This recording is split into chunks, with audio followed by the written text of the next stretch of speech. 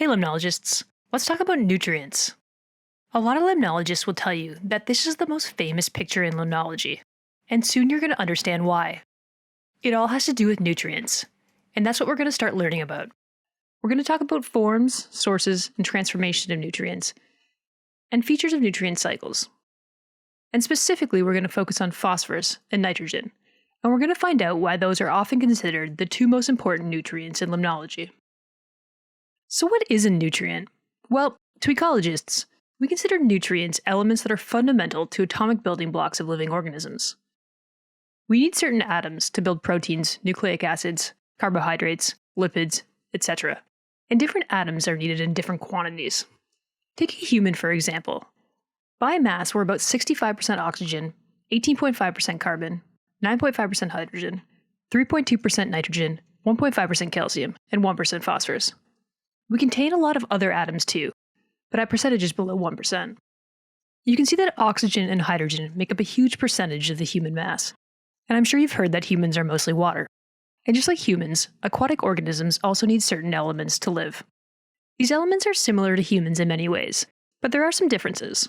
For instance, because algae don't need to grow bones, they don't need as much calcium as humans do. And there are some algae, like diatoms, that require silica to build their shells, and so their silica requirements would be higher. When thinking about the elemental composition of algae, we often think of the big three: carbon, nitrogen, and phosphorus.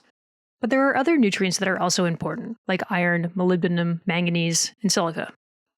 Of the big three, C, N, and P, we often focus on nitrogen and phosphorus, because these are the nutrients that are often limiting algae growth. Carbon is typically readily available in a lake ecosystem. There's usually lots of bicarbonate in the water, and CO2 from the atmosphere will dissolve into the surface waters of a lake. So here we're going to focus on nitrogen and phosphorus, and we're going to talk about the sources, the forms, and the transformations. And we'll see that some elemental transformations are unique to individual nutrients, whereas some are universal to all nutrients. So let's get started. We're going to start with phosphorus, which limnologists have a love-hate relationship with, and you'll see why. Phosphorus is the 11th most common element on Earth, and it's essential for the creation of things like DNA, cell membranes, bones, and teeth. You'll remember from introductory biology that DNA has a sugar phosphate backbone. So we need those P's in there to have DNA. And plants love phosphorus. It plays a role in photosynthesis, respiration, energy storage and transfer, cell division, and cell enlargement. Basically, it's necessary for life. And while phosphorus is a really common element on Earth, it's almost all tied up in rocks, and there's very little freely available in the environment. It's actually unique in that it doesn't have a gas phase. There's no phosphorus in the atmosphere. And at this point, phosphorus is essentially a human nutrient. We have intensified the global phosphorus cycle so much that almost all the fluxes of phosphorus are dominated by human sources. Phosphorus is almost entirely tied up in rocks, and the natural weathering of phosphorus is very, very slow, which is why it's so rare in the natural environment. So to overcome this, humans mine a lot of phosphorus from rocks. In 2015, the United States mined 27 million metric tons of phosphorus, mostly from mines in Florida. And once mined, those phosphorus minerals are converted to phosphoric acid for human use. But phosphorus reserves in rocks are not endless, and we actually might see global shortages of phosphorus in coming decades if we continue to mine and use phosphorus at our current rates. But phosphorus has long been known to be a good fertilizer, and before the mining of phosphate rock, we used more organic sources, like guano and human and animal wastes to fertilize fields. Guano is the accumulation of seabird and bat excrement. And guano is a really effective fertilizer because it has really high concentrations of nitrogen, phosphate, and potassium. And in the 19th century, guano actually played a really pivotal role in agriculture and trade. There was a huge industry built around mining Peruvian guano and shipping it back to Europe for agriculture. But you can see after 1950, the mining of phosphate rock became by far the most dominant form of phosphorus used by humans. So how does phosphorus actually get into lakes? Well, the majority is through surface runoff, from phosphorus being in rivers and flowing into lakes. Phosphorus from the atmosphere, through precipitation or dry deposition, or in groundwater, are very minor contributors. Here's a breakdown of the estimated total phosphorus contributions to Minnesota surface waters in 2004. These contributions are broken down into point source and non-point source. We consider point source pollution as any contaminant that enters the environment from an easily identified and confined source, whereas non-point pollution is the opposite, where pollutants are released in a wide area. Only a third of phosphorus is from point source contributors, and these are mostly commercial or industrial process waters, human waste products, and some food waste. On the other hand, 70% of phosphorus is coming from non-point sources. And this is dominated by cropland and pasture runoff, so agriculture. And you can see that there's also a small percentage from urban runoff.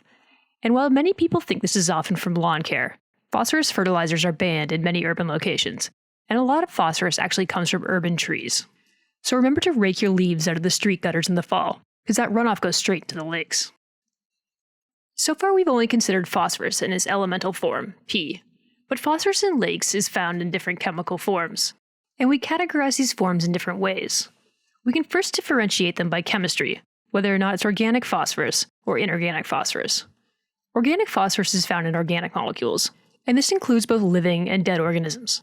The most significant form of inorganic phosphorus is orthophosphate, or PO43, and you'll often hear this referred to as just phosphate.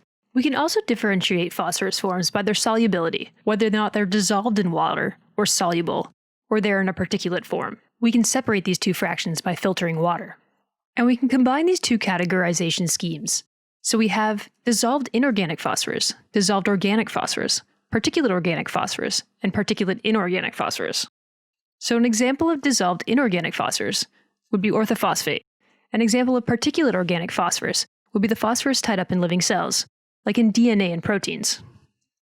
An example of particulate inorganic phosphorus would be mineral phases of rocks, such as hydroxyapatite, which is absorbed onto inorganic complexes, such as clays, carbonates, and ferric hydroxides.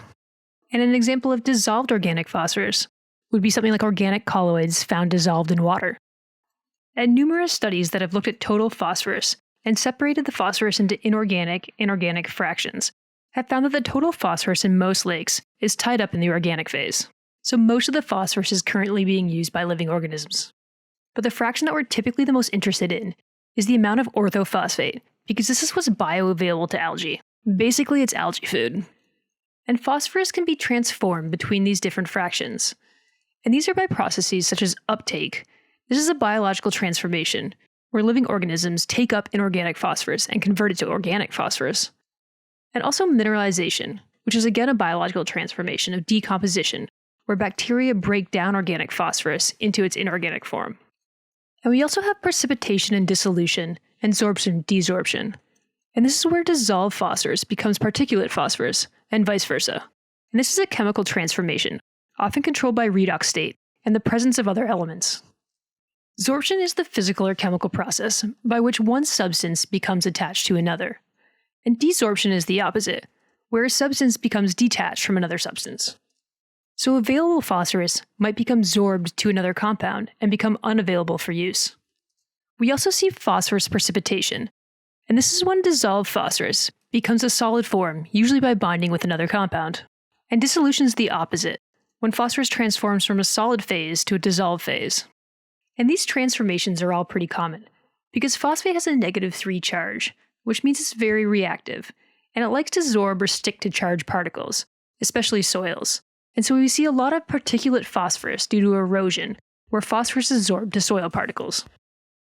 But even though phosphorus is really reactive, it's present at such low concentrations that it doesn't really affect the concentrations of major cations in a lake. But it can affect micronutrients and their availability. One common chemical reaction we see is the co-precipitation of iron and phosphate. This reaction happens in the presence of oxygen because iron's in its oxidized form as ferric oxide. When these molecules bind, they form a solid and sink into the hypolimnion, and are sometimes buried in the sediments. However, in the absence of oxygen, ferric oxide is converted to Fe2, or ferrous oxide, and phosphates released from the compound. This soluble phosphorus can then accumulate in large quantities in an anoxic hypolimnion. Then, during fall turnover, that phosphorus is mixed into the epilimnion. We refer to this type of reaction as a redox reaction, or a reduction-oxidation reaction. Reduction is the gaining of electrons to a compound, whereas oxidation is when a compound loses electrons. Iron commonly undergoes redox reactions in the presence or absence of oxygen. In the presence of oxygen, iron is oxidized. It loses electrons, and so it's present in the water column as ferric oxide, or Fe3+, with a +3 valence. If oxygen is absent, iron is reduced to ferrous oxide, or Fe2+. This redox-controlled precipitation and dissolution of phosphorus with iron is a major headache when trying to remove phosphorus from lakes, because just when you think phosphorus has sedimented out of the water column, it's cycled back in when water goes anoxic.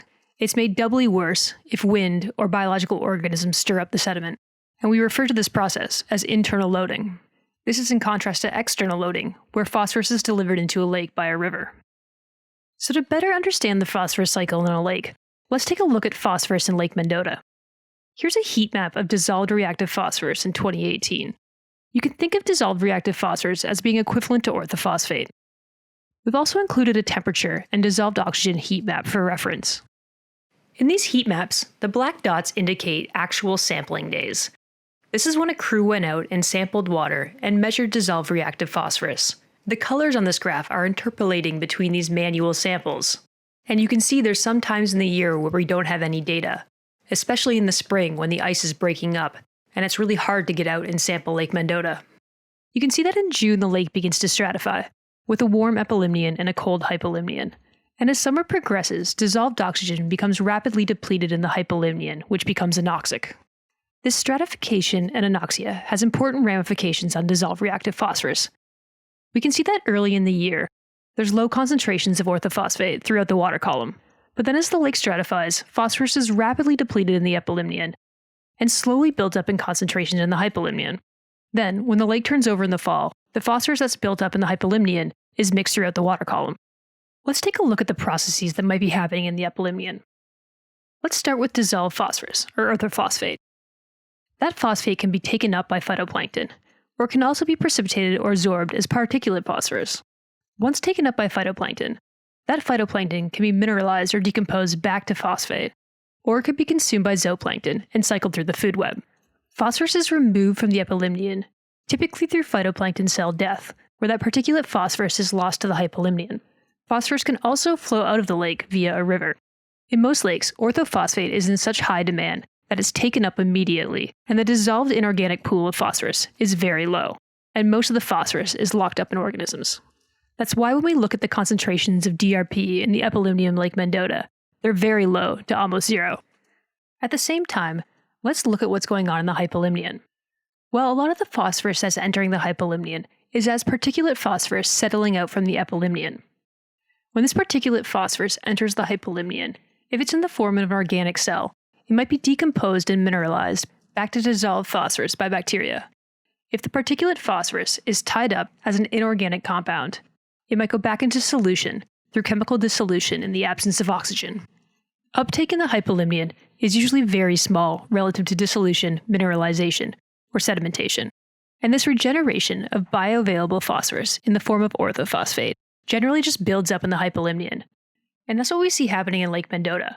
If we look in the hypolimnion, we see that over the summer, the concentrations of dissolved reactive phosphorus just steadily increase. It's not until fall turnover that phosphorus is mixed back into the water column. So let's take a look at the entire phosphorus cycle in a stratified lake.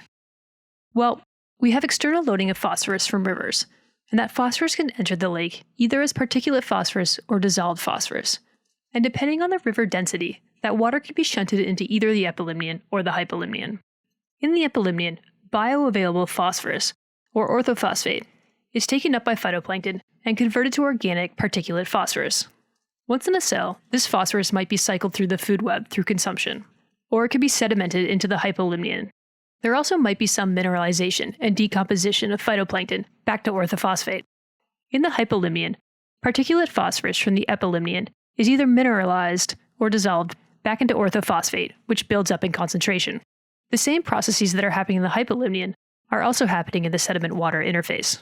Any mixing of the sediments will increase the rates of dissolution, mineralization, and diffusion of phosphorus from the sediments back into the water column. Dissolved phosphorus in the hypolimnion might be entrained back into the epilimnion through internal waves and things like thermocline seiches. It's also going to be mixed back throughout the whole water column when the lake turns over in the fall. There are generally only two mechanisms by which phosphorus is removed from the lake, either through outflow or through sedimentation, although phosphorus will also be removed from a lake if organisms are removed, such as fish. So what do phosphorus profiles look like across a range of lakes? Well, let's start by looking at oligotrophic lakes. These are lakes with really good water quality, which is in part due to their low phosphorus concentration. Oligotrophic lakes can have total phosphorus concentrations less than 5 micrograms per liter, and often less than 20. When you take a profile with depth, you'll see that the total phosphorus concentration remains very low throughout the entire water column. Most of the total phosphorus will be tied up in organic phosphorus, and the orthophosphate concentrations may be close to zero. In a eutrophic lake that's characterized by clinograde oxygen profiles, you'll see total phosphorus increasing in the hypolimnion. This is what we saw happen in the Lake Mendota data. Total phosphorus concentrations in eutrophic lakes can be upwards of 100 micrograms per liter. We also see lakes that have positive heterograde oxygen curves. And in these lakes, the abundance of algae at the thermocline are taking advantage of phosphorus supply from the hypolimnion and have abundant light penetrating the epilimnion. And so their total phosphorus concentrations may look something like this. So we've seen some phosphorus data from Lake Mendota over the scale of 1 year. Let's see what's happening year to year. Here are two plots showing soluble phosphorus concentrations in the epilimnion and the hypolimnion over 6 years. Can you tell what's going on? Well, first off, the data show a remarkably similar pattern every year. After fall turnover, the soluble phosphorus concentrations in the epilimnion increase, and they stay high throughout the winter, at about 100 micrograms per liter. Then in the summer they decrease. Can you guess why? Well, this is from uptake by algae and bacteria. In fact, they use up almost all of the soluble phosphorus in the epilimnion. Conversely, the hypolimnion has the lowest concentrations after fall turnover, because it has just become mixed with the epilimnion. The concentrations then spike in the summer, reaching almost 1,500 micrograms in 1 year. And this is due to the mineralization of organic phosphorus, and potentially the dissolution of phosphorus-bounding compounds. So what about an oligotrophic lake, like Trout Lake? Well, first of all, you'll see that there's not the same pattern that we see in the eutrophic lake. And overall, the total phosphorus concentrations are much lower, usually on the order of only 10 micrograms per liter. And this huge difference in phosphorus concentrations between Trout Lake, the oligotrophic lake, and Lake Mendota, well, they have huge ramifications for water quality. And we're going to get back to that later, after we talk about nitrogen. So you can't discuss nutrients in lakes by just discussing phosphorus. Nitrogen is just as important. So let's take a look. We're going to take a similar approach to nitrogen and look at the sources, forms, transformations, the basic cycle, and profiles in stratified lakes. Nitrogen is the most common pure element on Earth. It makes up 78.1% of the atmosphere as N2 gas. So this couldn't be more different than phosphorus, which had no gaseous cycle at all. And nitrogen is often considered a gaseous cycle, with most of the natural nitrogen inputs to terrestrial and aquatic environments coming from the atmosphere. But this isn't completely true. There's actually a lot of nitrogen in rocks, just as much as there is in the atmosphere. And weathering of nitrogen from those rocks actually contributes somewhere between 6 and 17% of total nitrogen inputs. But just like phosphorus, humans came around and completely altered the nitrogen cycle. And we're going to get back to this shortly. So what forms does nitrogen take? Well, first off, it can be a gas. It can be dinitrogen, N2, which typically we just refer to as nitrogen gas. It can be nitrous oxide. It could also be a nitrogen oxide, such as nitric oxide or dinitrogen oxide. Or it can be ammonia gas. And dinitrogen gas is very stable and generally considered unreactive.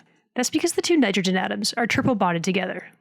In aquatic systems, we find nitrogen as inorganic nitrogen, which takes the form of ammonium, NH4, nitrite, NO2, and nitrate, NO3. Ammonium and nitrate are both very common.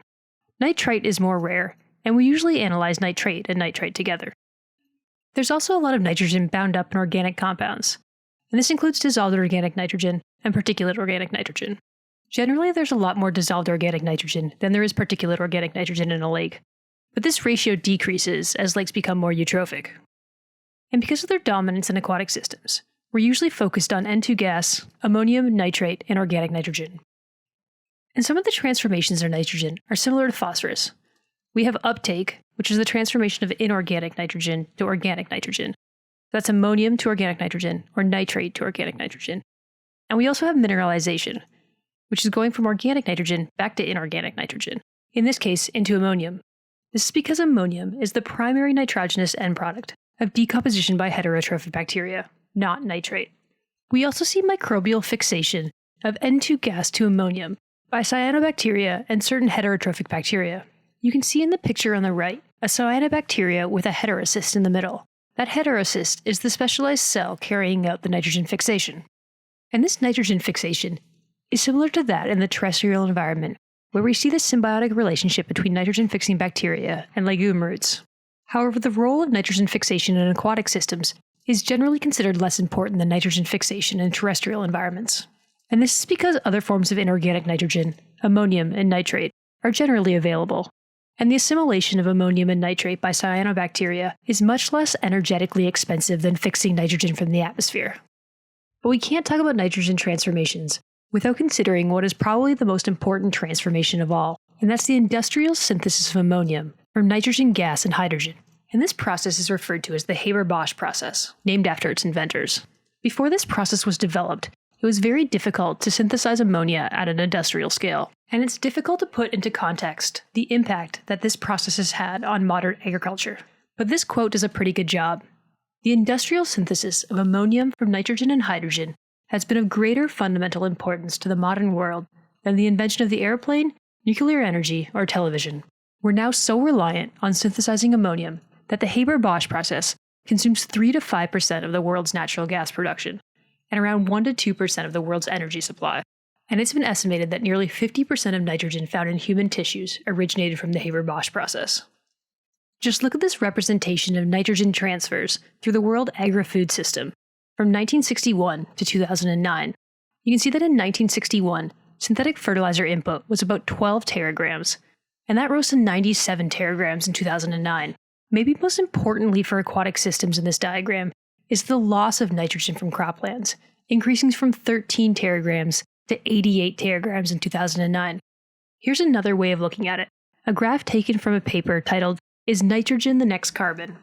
You can see that along with rising CO2 emissions, are rising levels of crop nitrogen fixation, NOx emissions, and nitrogen fertilizer use. And what this has allowed for is a huge increase in global food production, and that's enabled the global population to expand dramatically. Some estimate that without the Haber-Bosch process, the world population would be constrained below 4 billion people. Just like with atmospheric nitrogen fixation, bacteria play a really important role in transforming nitrogen between different types of inorganic forms. One of these transformations is called nitrification, or nitrification, depending on what country you're from. And this is the transformation from ammonium to nitrite to nitrate. This transformation will happen relatively quickly, and so nitrite concentrations tend to be very low. And so we can think of nitrification as going from ammonium straight to nitrate, even though it's two separate bacterial processes that contribute to this formation. Nitrification occurs when oxygen is present, because these are oxidation reactions, so they consume oxygen. Nitrification also tends to happen in low light, because ammonia oxidizing bacteria are light inhibited.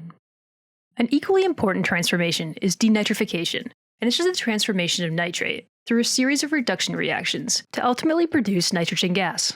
Again, this is a microbially mediated reaction, but unlike nitrification, denitrifying microbes require little to no oxygen. So this process happens in anoxic and hypoxic waters. So if we look at the nitrogen cycle as a whole, there's a lot going on. You could write a whole textbook on nitrogen dynamics. And we're still learning a lot about how different microbes control nitrogen pathways. If we look at the organic nitrogen pathways in a lake, we can see that there's a lot of pathways between particulate organic nitrogen and dissolved organic nitrogen. Cells are constantly taking in nitrogen, excreting it, being lysed by viruses, and larger organisms are excreting fecal pellets. We're not going to focus too much on these organic nitrogen pathways, but you should know that bacteria and phytoplankton are constantly taking in inorganic nitrogen and assimilating it into their cells. And likewise, organic nitrogen is constantly being decomposed and mineralized back into inorganic nitrogen, usually in the form of ammonium.